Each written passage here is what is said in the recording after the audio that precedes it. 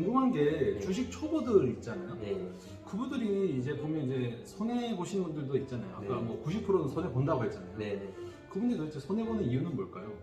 뭐 저도 뭐 이거를 수익을 100% 내준다는 그런 말씀 못 드려요. 네네네. 왜냐하면은 쉽게 말씀드리면 저는 이제 전략가거든요. 네네. 근데 제 전략대로 하면은 어느 정도 수학 공식처럼 네.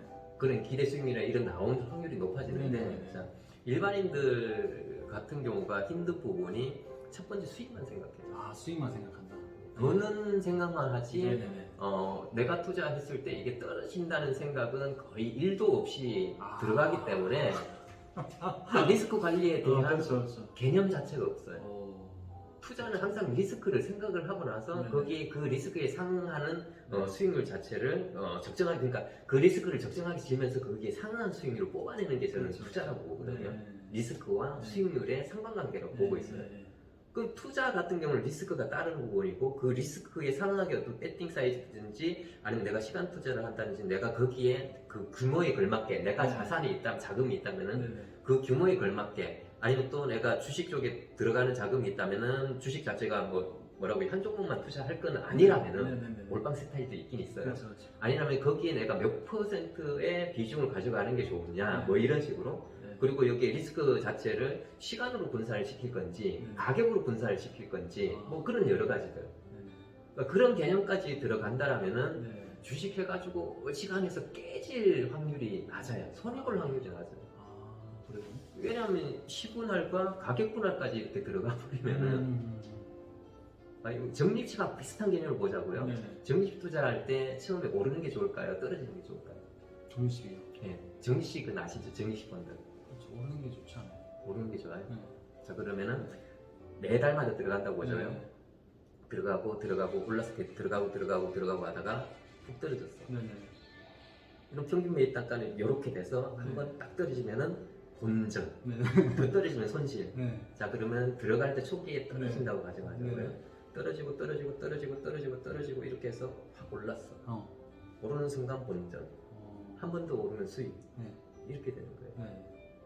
그러니까 밑바닥에 어쩌면 가격이 싸게 들어가는 거죠. 네. 어떻게 네. 보면은 네. 오를 확률이 상대적으로 높아지는 거고 네. 초반에 올라버리면은 계속 비싸게 들어가는 거니까 이 위에서는 아무래도 네. 보편타당하게 네.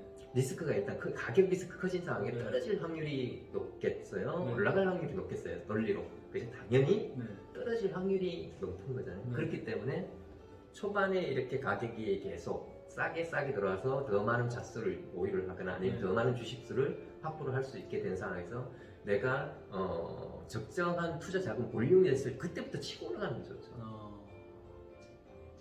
그렇지 않을까요? 그렇죠. 네. 이게 어떻게 보면 가격 분할이라는 그런 네. 부분이고 시간 분할 같은 경우도 이게 한 1억 정도를 한 방에 들어갔어요. 네. 지겨워 죽겠어. 1년, 2년, 3년 너무 힘들어. 네. 아니면 어떤 사람들은 한 달만 안 움직여도 지겨워하는 사람이 있거든요. 급한 사람들. 그렇죠. 그럼 딴 게 움직여요. 네네. 그럼 얘는 아닌가 보다 해서 얘를 덥석 물어요. 음. 그러면 항상 이런 말 있잖아요. 네. 내가 사면 떨어지고 아, 내가 팔면 오르고 아. 누가 나를 지켜보고 있어요. 그렇게 돼버린 거예요. 네네. 아, 그래요. 네. 그러니까 뭐 음. 조금씩 계속 투자를 이렇게 하면은 지겹지도 않고 네네. 그래서 어느 정도 내가 물량 확보될 때까지는 이게 뭐 가만히 있든 어쨌든 상관이 없거든요. 네네. 계속 하다 보면 이게 딱 올라갈 때 이게 실질적으로 가는가 보다 해서 그때 더 뭔가 더 포지션 자체를 더 늘려도 되는 부분이고 이게 시간 분할 네. 하는 거거든요. 근데 이제 보면 이제 네. 투자 기준 또는 투자 원칙이 없이 네. 하면 안 된다. 네. 그리고 본인이 투자 패턴이 수익을 낼 수 있는 구조인지 모른다. 뭐 네. 이런 얘기 또 하시는데 네. 이건 또 어떤 얘기인가요?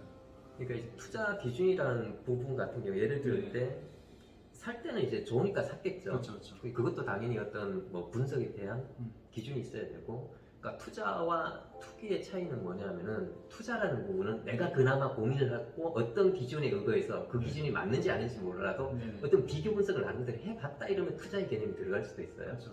근데 투기는 그냥 좋아 없어. 그 그렇죠. 부동산도 뭐 유동성이라든지 이런 걸 나름대로 고민을 하면은 그렇죠. 투자가 되는 거고, 그게 아니라 이제 단순히 뭐라고 하죠? 청약열풍인가 이렇게 막 풀어가지고 네. 피 막 올라가는데 그냥 갖다가 덥석 무는 거는 투기열풍이라고 그러잖아요. 그렇죠. 그죠? 그렇죠. 그런 개념인 거죠. 음. 자, 그런 기준들, 살 때도 그런 기준들, 이거는 뭐 너무 디테일한 부분일 수 있는데 네. 이거는 좀 차지하고, 근데 팔 때 같은 경우는 정말 기준이 있어야 돼요. 어떤 기준이 있어야 돼요? 그러니까 그게 맞다는 그게 아니라 본인만의 기준이 본인만의- 나름대로 있어야 돼요. 본인만의 예를, 기준이 예를 있어요. 들어서 예. 예를 들어서 내 생각에는 이 가격대에 유미한 가격이 깨지면 안 되는데 깨진다든지, 그렇죠. 아니면 내가 이런 이유로 이걸 투자를 했는데 네. 여기에 대한 매출액 자체, 예를 들어서 뭐 삼성전자로 가정하면은 반도체의 어떤 그런 부분을 보고 투자를 했다고 가정하자고요. 네. 근데 이 반도체가 내가 예상했던 대로 시장의 어떤 뭐 캐파라든지 이런 부분이 늘어나지 않거나, 아니면 이제 뭐 D램이라든지 이런 가격 자체가 원래는 내 생각에 이 정도 이렇게 이 상황에서는 올라가야 되는데 별로 안 올라가. 네. 그러면 내가 의도치 않았던 공급량 자체가 다른 데서 더 많이 나오거나, 아니면 재고가 있어서 그게 확 풀려버렸던 네. 이렇게 돼버린 네. 거예요. 네. 그러니까 어쨌든 내가 생각했던 의도대로 가격 자체라든지 아니면 그 비즈니스 모델 자체가 제대로 안 가고 있을 때는 네. 팔아야 되는 거잖아요. 팔아야 된다. 그죠? 아니 그러니까 그런 기준이 그렇죠. 있어야 되는 거예요. 그렇죠. 예를 들어서 그렇죠.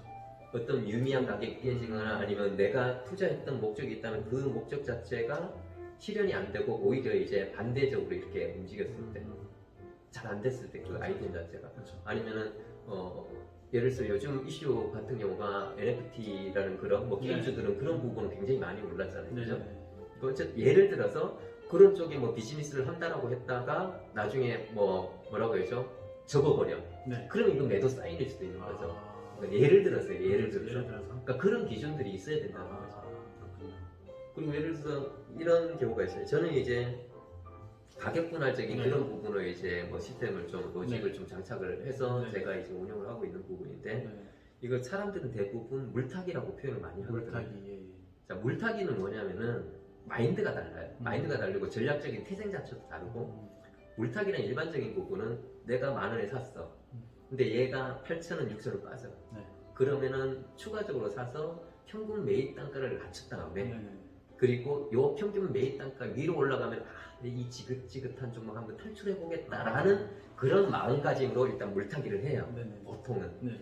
근데 그런 기준이 없는 사람들, 명확한 기준이 없는 사람들은 마음은 그렇게 했는데 일단 올라가면은 더 올라갈 거라고 생각해서 잘 안 팔아요. 안 팔아요. 네. 그럼 결국 이렇게 했다가 반등 줬다가 이렇게 했다가 계속 끝없는 나락으로 갔을 때, 네. 결국 거기에 막대한 피해를 입어요. 그래서 어지간해서는 물타기는 하지 말라라고 물타기는 하지 하죠. 마라. 예. 네, 책에 많이 나와 있어요. 물타기는 하지 말라고. 물타기 하지 마라. 그런 마인드로 네, 네. 그렇게 해서 네. 그런 결과가 나오기 때문에 음. 물타기는 어지간해서는 하지 말라고 하지 하죠. 마라. 근데 저는 네. 그런 본질의 운영 전략은 아니거든요. 그러니까 일반인들이 봤을 때는 첫 네. 번째로 이해하기도 어렵고 네. 이해를 안 하려고 하는 네. 전문가들이 봐도 이 전략 자체를 잘 이해를 못해요. 네. 네. 네. 아, 예, 해주세요. 네. 아, 그러시군요. 네. 그리고 네. 그 투자 패턴이라는 이런 부분 같은 경우는, 자, 개인들이 돈을 못 버는 이유가 맞추긴 잘해요. 맞추긴 잘한다. 네. 왜냐면 원숭이도 갖다 뜬 어떤 사람 그 책이나 이런데 원숭이가 더 낫다고 하잖아요. 전문가들보다. 네, 네, 네. 저 같은 사람들보다 원숭이가 더 낫다 그러잖아요. 원숭이가 더 낫다. 네. 찍는 건 아무나 할 수 있어요. 그렇죠. 아무나 할 수 있고. 그죠? 네. 그 찍는 거에 리스크 관리 네. 전문성이 있느냐. 그렇죠. 그리고 두 번째 가장 심오한 부분이 뭐냐면 배팅 사이즈의 의미를 아느냐. 아. 배팅 사이즈의 의미를 아느냐 모르냐. 아. 대부분 증권회사 직원들 그런 사람들이 배팅 사이즈에 대한 의미를 제대로 알고 있을까요? 몰라요. 저는 처음 들어보네. 배팅 사이즈가 뭐예요? 내가 1억이 있으면은 네. 아 이렇게 말씀드리면 되겠다. 네. 투자를 해서 네. 맞을 때는 100만 원만 딱 질러요. 네. 네. 근데 틀렸을 때 네. 1억을 딱 질러요. 100만 원에서 10%딱 올랐을 때는 네. 10만 원 있는 거잖아요. 네. 네. 1억을 해가지고 10% 떨어지면 100만 원이 날아가는 거예요. 네. 처음에 들어갔던 100만 원 이게 다 날아가는 거예요. 아. 그러면이 아니라 대부분 일반인들 같은 경우는 네. 7, 8종목, 뭐 작게는 6종목 맞추고 네. 두세 종목 틀렸는데 불구하고도 네. 수익이 안 나요. 안 나요? 왜냐면 먹을 때 20, 30%, 아니 작게는 10%, 20% 먹고 깨질 때는 그냥 방치. 네네. 게임을 굉장히 어렵게 하는 거예요. 본인 스스로 게임을 어렵게 하는 거예요. 그러니까 이 내가 운영하는 패턴 자체가 네. 금방 여기 표현을 해놨듯이 네. 수익이 나는 구조인지 아닌지 네. 그게 이제 본인의 매매 패턴 자체를 그냥 정말 고민을 많이 해서 보면은 제가 드린 말씀하고 네. 비유를 해서 네. 고민을 하고 보면은 네. 대부분 다 이래서 내가 실패를 하는구나. 아, 실패를 하는구나. 그럼 여기서 반대로 네네. 손절을 하라고 그러잖아요. 네, 손절을 해야 된다. 네. 손절은 생명이다. 네. 손절을 무조건 지키라 하는데 네. 사실 이거 손절도 자주 하면은 가랑비 어쩌듯이 장난이 아니에요. 자, 하락장 같은 경우는 네네네. 손절을 반드시 지켜야 돼요. 네네. 하락장 같은 네네. 경우는. 근데 생보장 같은 경우는요. 네. 소위 이제 제가 이제 예전에 네. 강의라든지 네. 교육을 할 때 네네.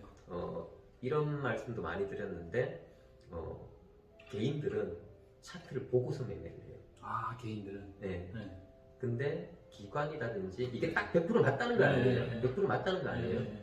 그러니까 세력들, 네. 소위 세력들은 아, 작전 세력.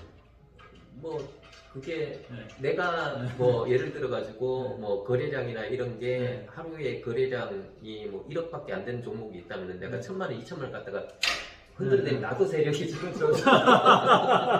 나도 세력이죠. 네. 요걸 약간 뭐 네. 민감한 부분으로 들어가면은 네네네. 중소형 개별 종목들 있잖아요. 네네. 어지간한 증권사 직원들은 그걸 다 만들어 갈 수도 있어요. 아, 네. 특히 아주 좀 과거에 뭐 저도 사실은 과거에 1인 매매를 거의 했었고 네. 현대증권에 있었던 시절에서는 네. 만들어 갈 수도 있어요. 충분히 차트를. 그래요. 바닥에 이렇게 하다가 위쪽에 약간 뭔가 약간 저항선이 있거나 네. 아니면은 바닥 이렇게 하면서 거래량 분출을 하면서 뭔가 양봉 자체를 딱 표시할 때 네네네.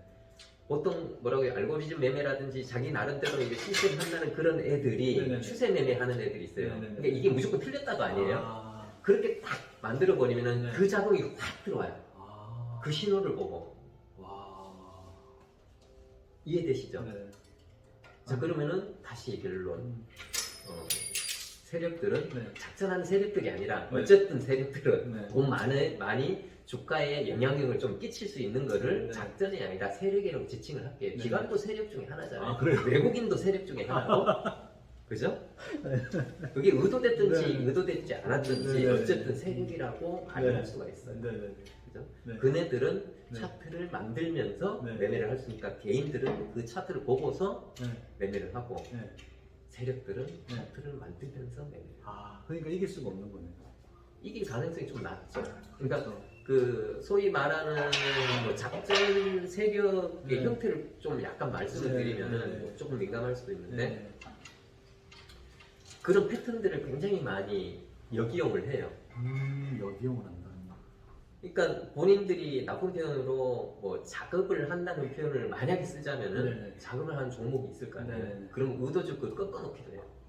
물량이 튼다고. 네. 그러면 애들 같은 경우는 네.